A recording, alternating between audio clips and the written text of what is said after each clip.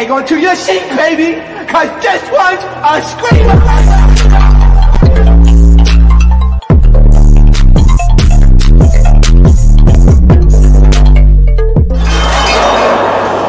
Are you not entertained? Are you not entertained? What's going on, Entertain? So today I'm coming to you guys with another reality roundup. Before I get started, make sure you guys hit that like button, hit that subscribe button. Let me know what you guys think about this video, okay? So, of course, the first thing I wanted to get into today is the Real Housewives of Atlanta recap. If you guys want me to do a separate video where I recap the show on a separate video, let me know. I will do a poll just so I can see how people are feeling about that. But I'm just going to talk about some of the most, like, good parts, right? So, Sheree and Martel, I know they probably have good sex. Come on, Martel. Make it feel it in a back, Martel. I know he be pounding her Big W cakes down. And I want to see it. I'm not even going to lie to you. I'm a freak like that. A freak like that. A freak like that. Okay? They really do need to start at OnlyFans because I would subscribe. All right. I'm just saying. I just know it would be good. Their relationship to me, though, I do feel like he's an opportunist, okay? Because I just feel like he's the type that knows the type of people that he needs to be around in order to, one, stay on TV, and two, keep money coming in.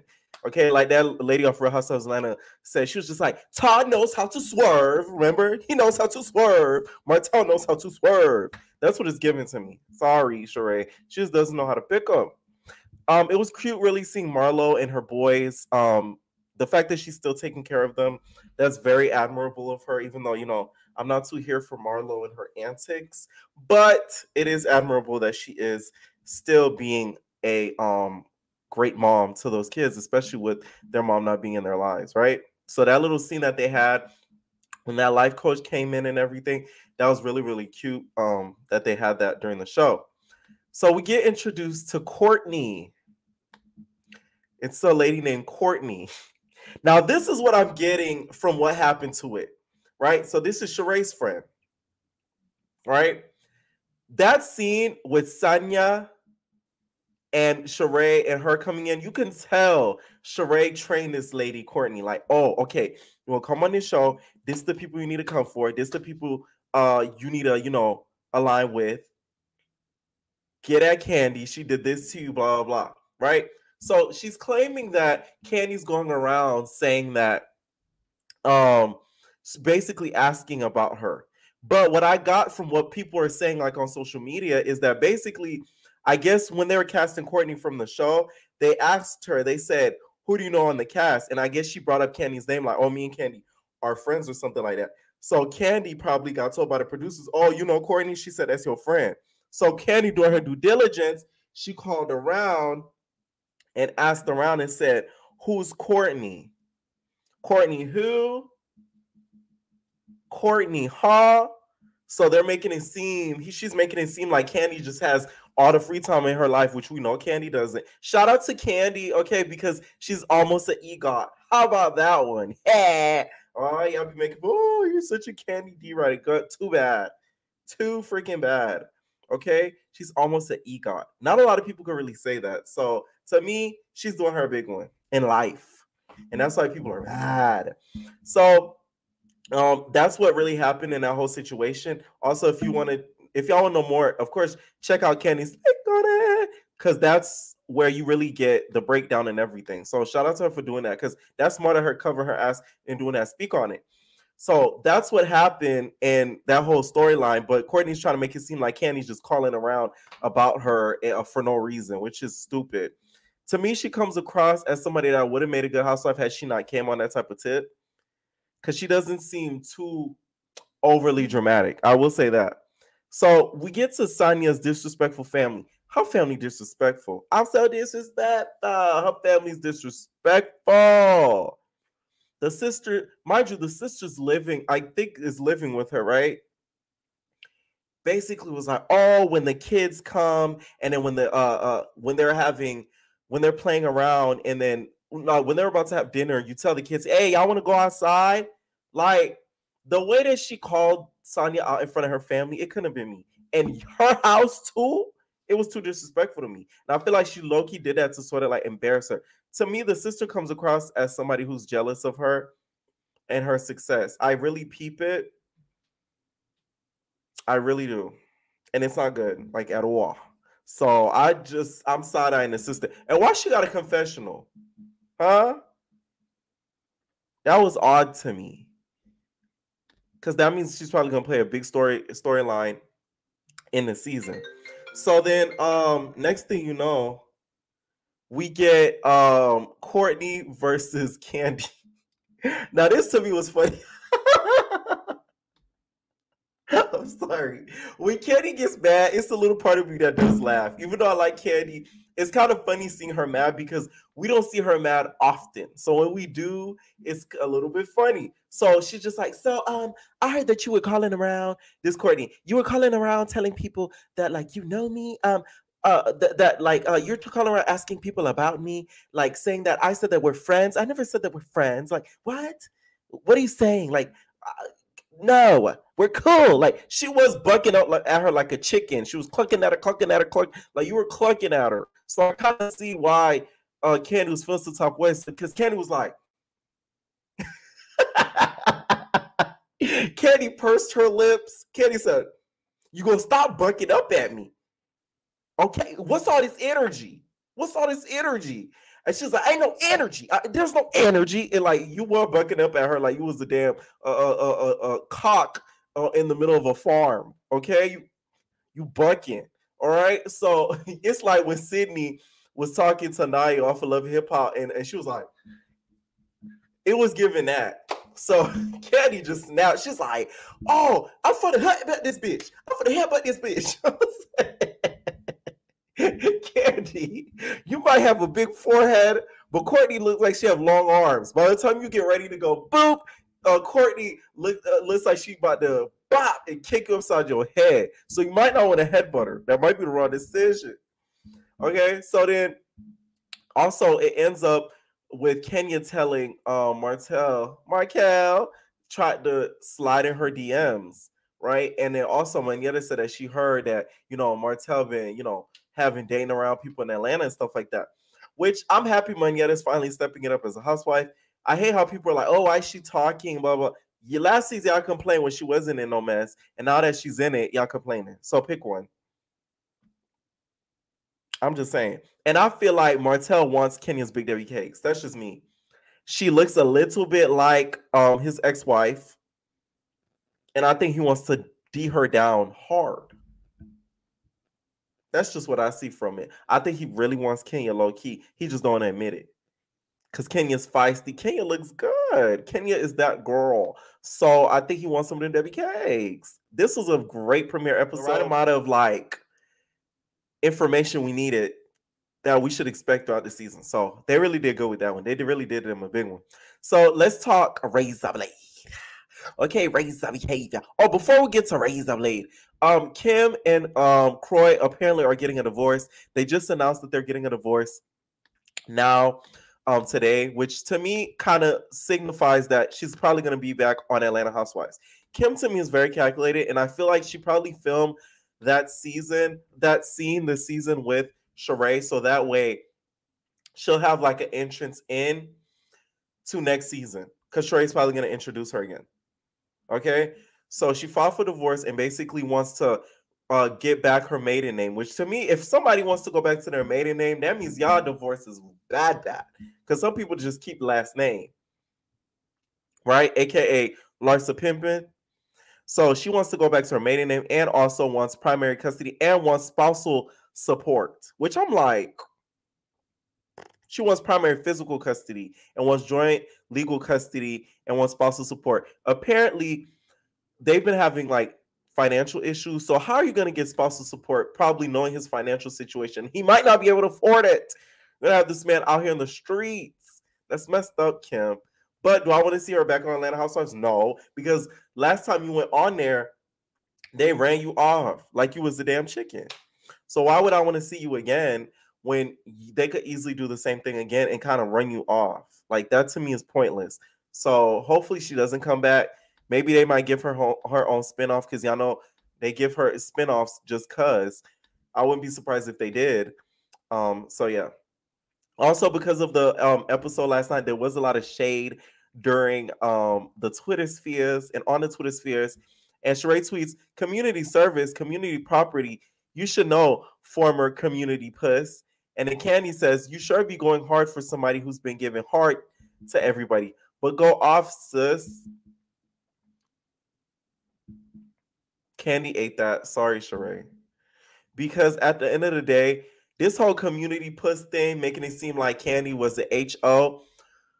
Of course, that was a rumor back then. But where are the people that are coming out now confirming this rumor? And you can't say, oh, freaking Tamika. No, she said it and she took it back. That means she lied. So where are the other people coming out saying it? I want to know. Bring them on. We could bring on a ton of people that has bad things to say about Martel and him cheating. Come on, Martel. Make it feel in they bat Martel. Okay. Sheree says also to Kenya, because Kenya tweeted basically a shade emoji to a tweet, and then Sheree tweets, when your rent-a-man gets delivered, then let me know, then we could go on a double date. Kenya and Sheree's feud always seems to me fake. It doesn't seem like they actually hate each other.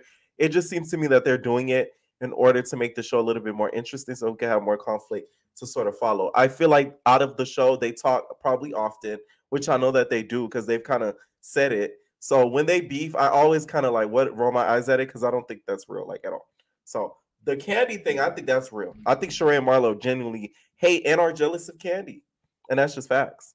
Okay, so let's get to Razor Blade. Okay, Razor Blade did an interview with Diva the RHOA. Shout out to her on YouTube. Okay, make sure you guys check out her interview. Some of the things that Razor Blade talked about basically says that her childhood, like her younger years, that she got something happened with her and the stepdad, and she ended up stabbing the stepdad.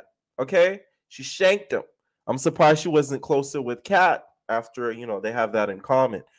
So her mom ended up testifying against her, which to me is so effed up. If your own mom ends up testifying against you, that probably contributes, and I know we kiki and everything like that, that probably contributes to her probably having trust issues with women, especially with it happening to her so young. And I'm wondering, why did she end up stabbing the stepdad? Was it due to some sort of SA situation, which would further explain why she didn't like Scotty touching her Big Debbie cakes? That's the conclusion I got from it throughout the whole interview. She didn't go into too much detail as to what happened with the stepdad, but that's what would make sense to me. She says that Biggie is the most annoying of the cast. So she's just like, I ain't really like Biggie. I just feel like she give me like only child syndrome. Like she give me like lonely, like feeder. Like she's a leecher. Like I don't know. Like just Biggie, she just talked too much. Like it's to the point Tommy had to be like, whoa girl, like stop. Like it's cool. It's cool. My hands fucked up. Are you serious? Yo, are you serious? Are you serious?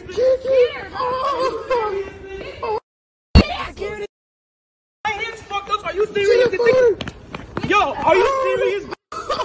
Are you serious? Basically, she was basically saying Tommy used to get annoyed by Big Biggie, which we saw a clip of Tommy basically be like, get away from me. That type of face.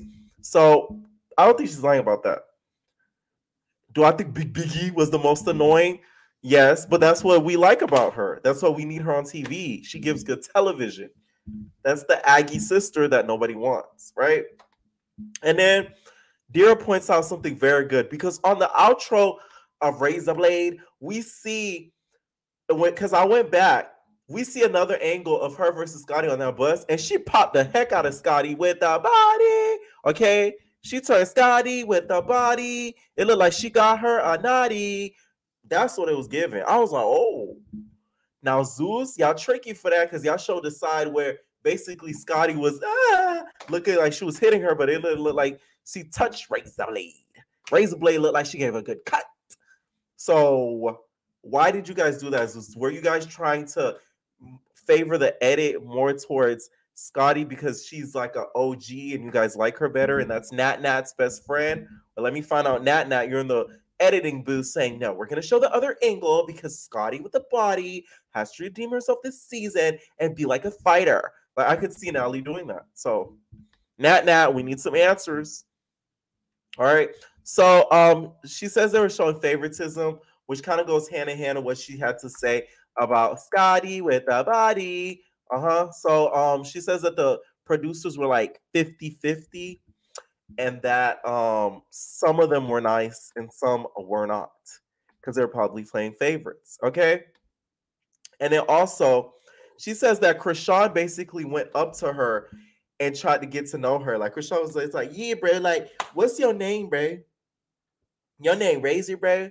So you cut bitches and niggas, though. Yeah. You from Baltimore? You from DC, nigga?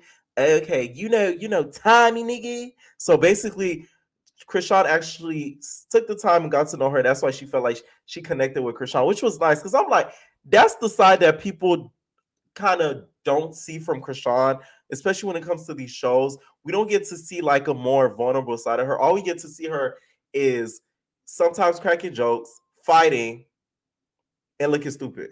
We never get the vulnerable good side of her. So I wish they would have showed something like that. And we get to Scotty with the body touching her Big Debbie cakes. She said the reason why she liked it is Scotty with the body was touching near her hoo-ha. She was touching the Debbie cakes and she was touching the pastrami up front. So she didn't like that.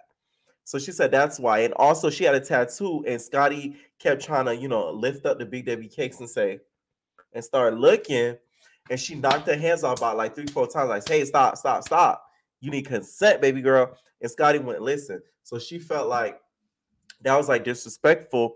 And that's why, she kind of snapped on Scotty, right? She did say the bags did get searched every time. And of course, she admitted that she was drunk and that she was drinking alcohol with Krishan the whole night, which we all saw.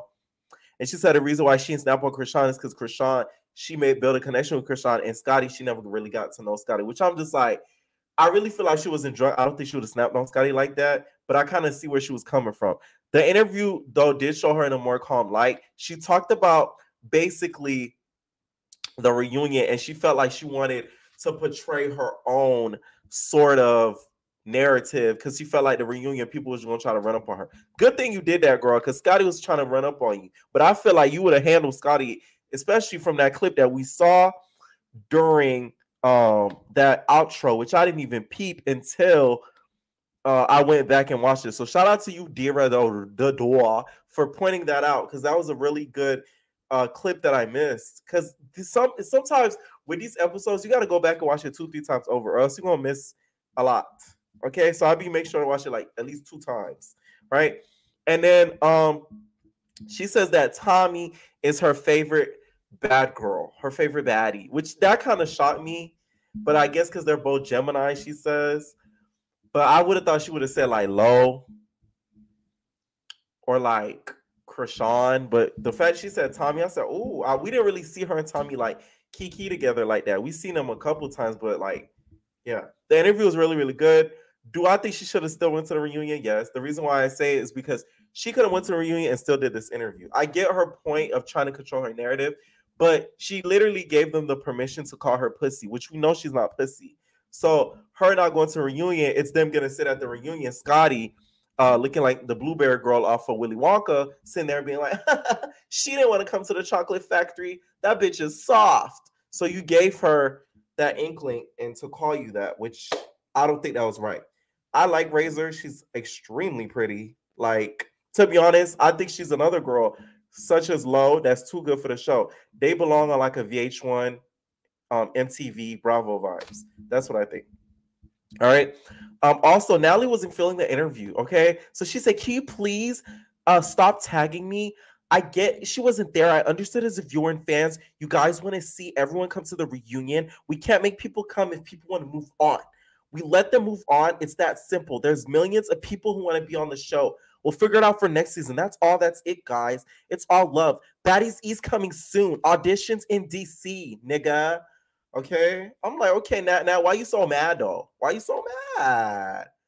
Why you mad? right? And then she also says, so was it because she missed her flight or was it because she didn't want to fight? Oh, it's giving poet. She said, in my words of Darrell, oh, it's giving poet. All right, she said, LOL, she's all over the place with this. And she said she did not miss her flight, end of story. She was in California the day of the reunion that morning. Now, this is where you lose me, Razor Blade. Did you miss your flight or did you just decide not to come and you were in California? Because you're giving us two different stories. There's inconsistencies in your stories. We need It has pissed me off. There's some inconsistencies in your story. Know which one it is. Okay, because you did say in the interview you missed your flight, but Natalie's saying that she saw you in flesh in California. So which one is it? I don't think she should come back for next season after watching this interview because I feel like she has matured from this experience. And if she comes back, you can tell that she'll be too aware of the cameras and that she won't give us her raw self, if you get what I'm saying. So yeah. Last thing I wanted to get into, you guys, is a basketball wife. So Duffy just announced that she will not be coming back to next season. She put on Instagram, she said, tonight is the reunion, but also goodbye to basketball as I miss sharing my life for the fans of the show, but I won't miss the drama. I don't know what's next for me, but I would love to act or host. We will see. I know that God makes no mistakes and I'm on the path that's destined for me. To my friends, family, and team that's supporting me on this journey, I thank you so much, okay? The fact that you quit, Duffy, make the whole cast quit. You might as well. We could use the whole revamp. Take the cast with you, girl. I'm just saying. Basketball Wives is so ran through. I haven't kept up by now one episode since Malaysia has left. I only see clips and stuff on Instagram, which is crazy because I used to cover the seasons past. So, yeah. Let me know what you guys thought about Razor Blades interview. Do you guys want me to cover Real Housewives of Atlanta in a whole separate video on its own or just include it in the reality roundups with the most popular, with the most salacious parts of the episodes? All right, leave your comments down below. We're out, babies. No personal thing.